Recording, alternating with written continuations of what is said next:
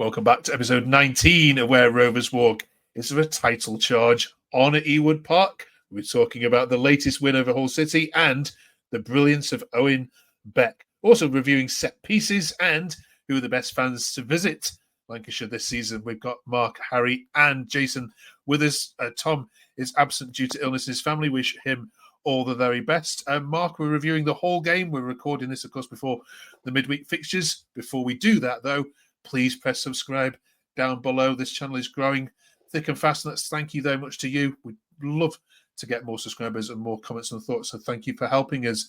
Right, Mark, our Hull fans said we deserved a draw out of that. Are they right? Yeah, maybe. First shout of probably. I think we've stood a bit of Hull pressure. Yeah, probably fair enough comment, but again, it was another, get the 1-0, defend really well, and you couldn't, it's for them, for the home side to come and break us down. So, and I think they had one or two chances from what I remember, but I can't, I can't remember us being, peppered against, the goal being peppered or backs against the wall. But if they'd have got a point, yeah, fair enough. And we, I would have said before the game, probably took a point at Hull anyway. But in the end, I thought we saw out the game quite comfortably, to be honest. So I think we more than merited the 1-0 win. Yeah. Used to be a song, didn't there, in the 80s and 90s, 1-0 to the Arsenal. Yeah. It's now being adopted in your stands, Harry, isn't it? 1-0 to the Rovers as it goes. Gareth says the second half of the season we're doing a title charge. I think that's meant ironically, but it's not without the graps, isn't it? Adam says the old cliche without being able to win games when you aren't at your best. Conditions were atrocious. So proud, lads, for grinding up the 3 points. A top effort. 4 in a row. Not getting carried away, but the team spirit Eustace is building is first class. Okay, Jason, can we get carried away a little bit yet? Is there a chance that we're going to see this as a possible title charge? Because I tell you what, Leicester, Southampton and Leeds last year took the rest of the division away with them, but the top 3 aren't.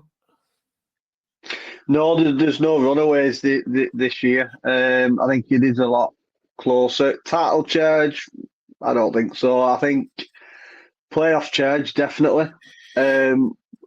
3 clean sheets in a row, and I said this last week, the clean sheets are so important because it just keeps building that confidence at the back where we know we can be shaky.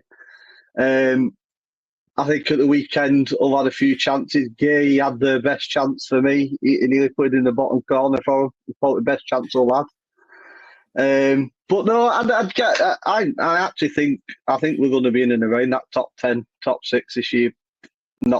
I don't think we'll be challenging for top 2.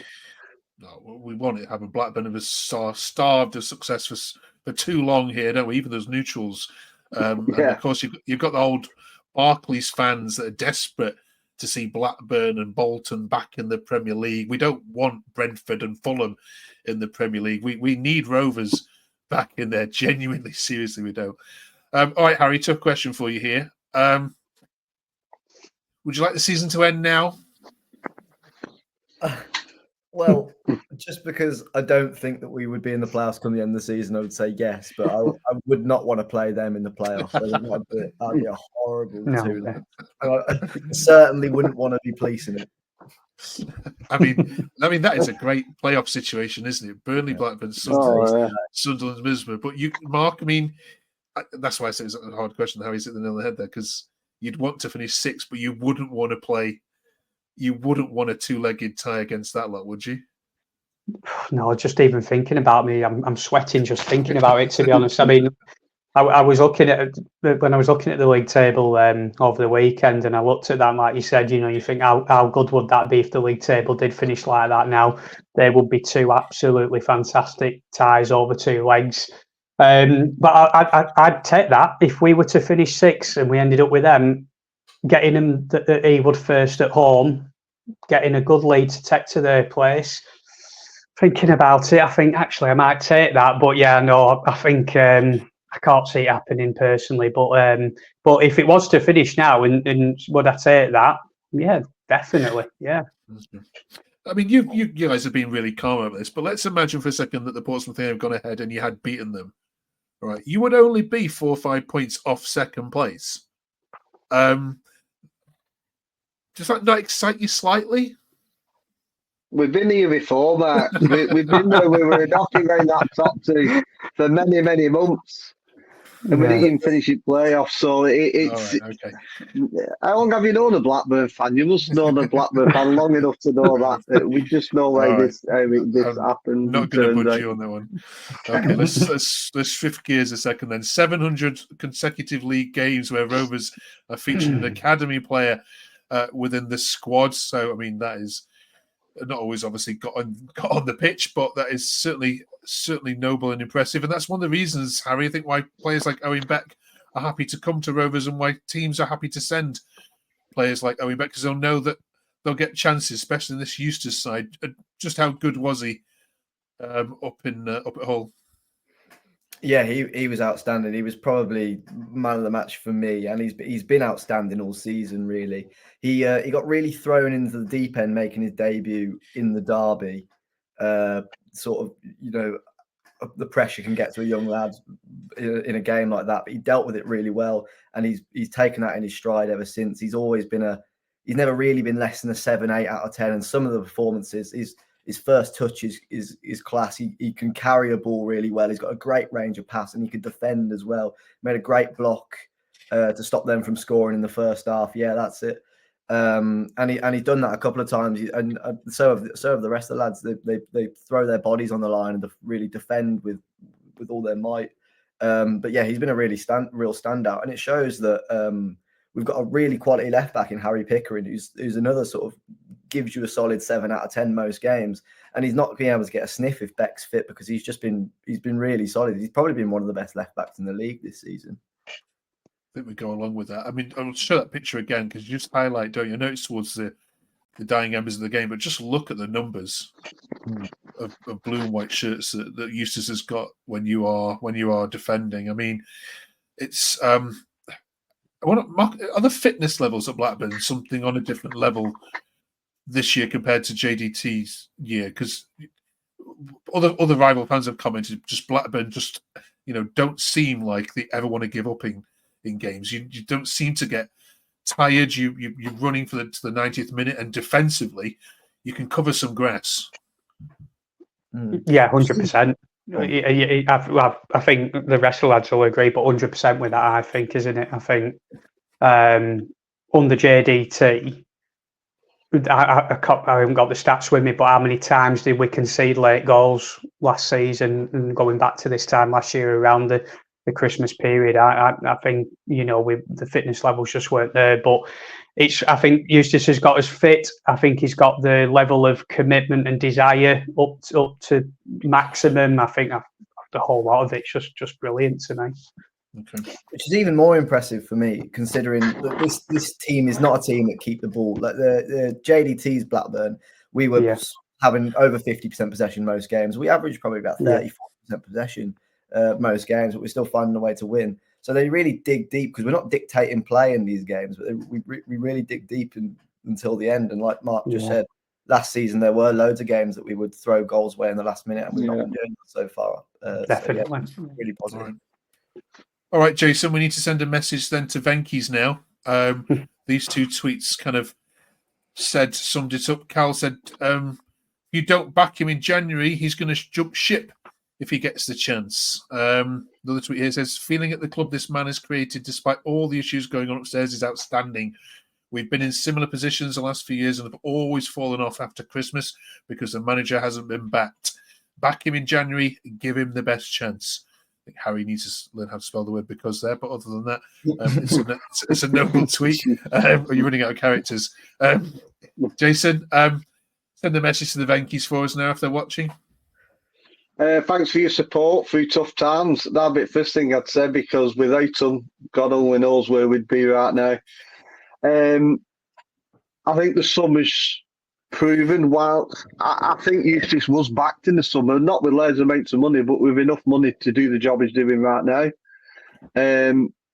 It seems like the new backroom staff we've got in are doing the job that we needed to be done on there, but we haven't got loads of money. Backing our manager's giving him a couple of £1 million because that's a good transfer kit for us. We don't have. So I think he's been backed. I thought whilst they were late, the signs we made were brilliant. 1 or 2 are questionable now, not mentioning his name again, but 1 or 2 is questionable. Like I say, he had a great chance at the wrong end again on Saturday, Belter. But I think he's being backed, and I think January will be the same. He's been open about what he wants. He wants a winger and a striker. I don't think he'd be coming out saying that if he didn't think there was a chance he was going to get him. So I think he knows what's happening in January, and I think he will be backed for what we need. I don't think we need a great deal. What do you change? You need a few more squad plays because, like I said, games are thick and fast. We're going to pick up injuries in the next 3 or 4 weeks. Everybody does. So yeah, Venkis, I think they're underappreciated. I know the job, the bad things they've done. They could have jumped ship a long time ago and left us to rot. They didn't. I don't know what they're trying to achieve. I don't know what they're getting out of the club. But for me, I think they need a bit more credit than what they're getting for me. But yeah, stick around. That's my message. All right. Well, good. Hope you're listening. Come on here and give us your views. All right. A big week for Blackburn this week. Then you're playing 2 sides that having it in different seasons. Sheffield Wednesday away is always a tough trip, but Hillsborough has not been a happy place for them so far this season. And Luton are in absolute free fall. So, Mark, 6-point week for Rovers.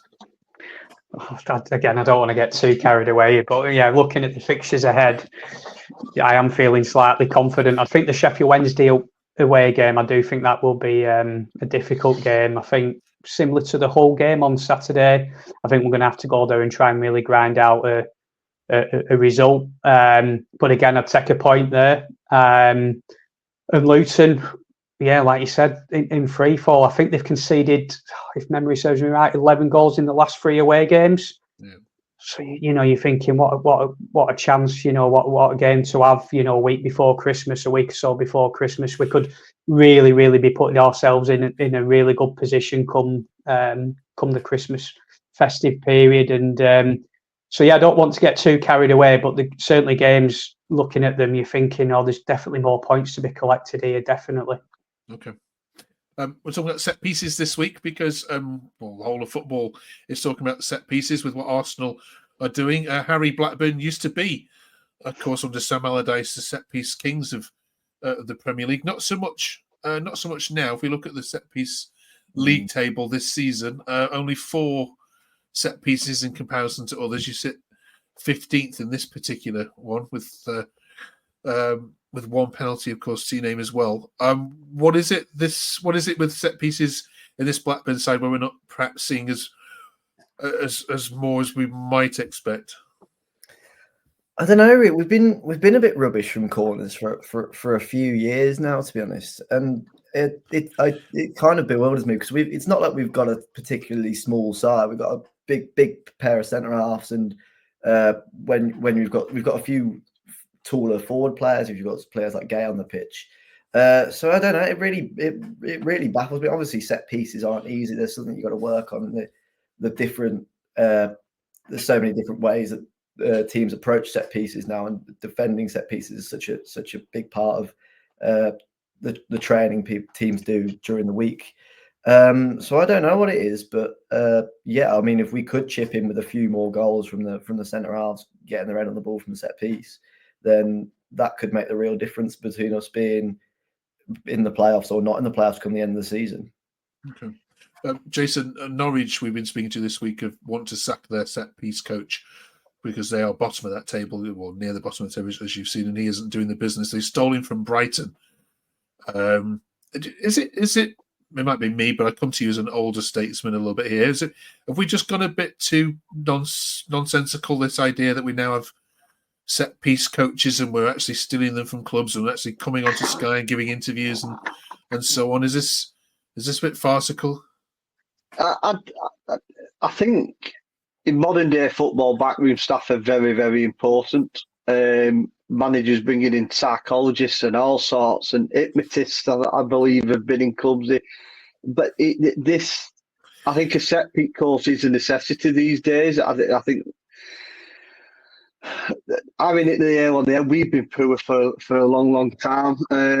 We never seem to improve. We seem to have improved defending them, but not attacking them. We don't deceive. So, if there's one going spray, I'll try anybody. If they want to get rid of him, send him our way, we'll give him a go. In fact, he can have a go at goalkeeping coaching as he's not the best, although 8 clean sheets in 14, I'll throw away off him a bit. Absolutely. But, okay. All right. At the end of the video, we're going to ask these three who the best ever set-piece deliverer was for Blackburn, the dead ball specialist. So get thinking on that one. But it's a season of goodwill, Mark, so we're also asking you this week who've been the best fans to visit Ewood Park. Who do you want to give a shout out to and share a bit of Christmas spirit? I think you've got to, obviously with Leeds, obviously with the numbers they brought last Saturday, and they were in good voice. I think you can't really see anything other than them really. I think Sheffield United they were pretty good as well when they came to Ewood last month. But other than that, nobody really to note of so far this season. I know Sheffield Wednesday at the back end of last season, they always come in very good numbers and very loud voices when they come to Ewood. So I would normally say them, but obviously we've not played them at Ewood this season yet. But so yeah, probably Leeds and Sheffield United, I would say. Okay. Harry?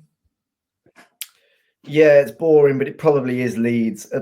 When you play Leeds, it does feel like a big occasion because it's always the sort of they come in big numbers. They're always loud, whether you play them at Ellen Road or they come to your ground. You say what you want. You can like them or you don't like them, but you've got to respect their fan base. They've been through thick and thin with that team and always brought high numbers. Anyone else? Maybe Derby County first game of the season. They were pretty good, expecting them to come back in the league. Okay. With a fair few numbers. They've always been a well-supported club as well. Yeah, off the top of my head, I'd say those are the two that jump out. Cheers, Jason. Leeds, obvious one. I think the boys have touched on it. I'm not going to butter them up anymore. I think Sunderland Boxing Day is going to be good. I think they'll bring plenty. Boxing Christmas games are always great atmospheres, and I think the fact that the away end's going to be full is just going to make it even better. So I think that's going to be so. Sunderland, Leeds, Sheffield United are another that deserve credit. But yeah. All right, perfect. Thank you very much, you three. One-word answers for this final one then. Who's the best ever dead ball specialist to put on a Rovers shirt? Jason, kick this one off. I'm going to go Pedersen. Okay. Harry? Yeah, Pedersen's the obvious shout. I'm going to go Charlie Mulgrew, someone a bit more modern. Okay. Mulgrew is quality. Shout, Mark? Yeah, both brilliant shouts. But again, just to be different, I'll go with David Bentley. Oh, okay. Forget. Yeah. You forget the rating, don't you? I know, yeah. He was really good. Yeah, he was. 3 good shouts there. Let us know if we've missed any. Put them in the comments below. Have a great week. Enjoy your trip to Sheffield, you three, and we'll see you on the other side, of course, of that game and the Luton game this weekend. Have a good one. See ya. Cheers, guys.